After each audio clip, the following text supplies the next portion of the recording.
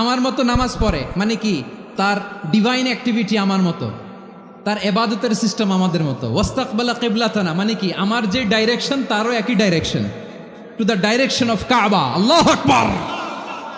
কাবার দিকে হয়ে সে নামাজ পড়ে।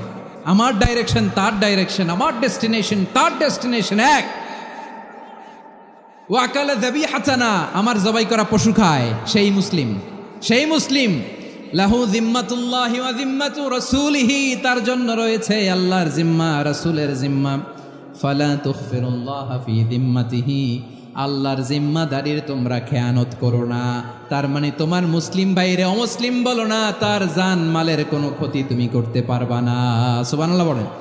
সূরাতুল হুজরাত আল্লাহ বলেন, ইয়া আইয়ুহান নাসু ইন্না খলাকনাকুম মিন যাকারিন ওয়া উনসা وجعلناكم شعوبا وقبائل لتعارفوا إن أكرمكم عند الله أتقاكم إن الله عليم خبير।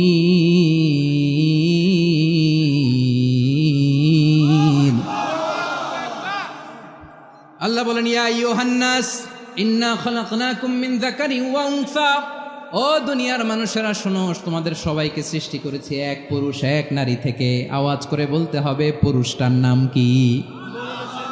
এবার আওয়াজ করে বলুন, নারীটার নাম কি? মিন যাকারিন ওয়া উনসা, এক নারী এক পুরুষ থেকে তৈরি করেছি।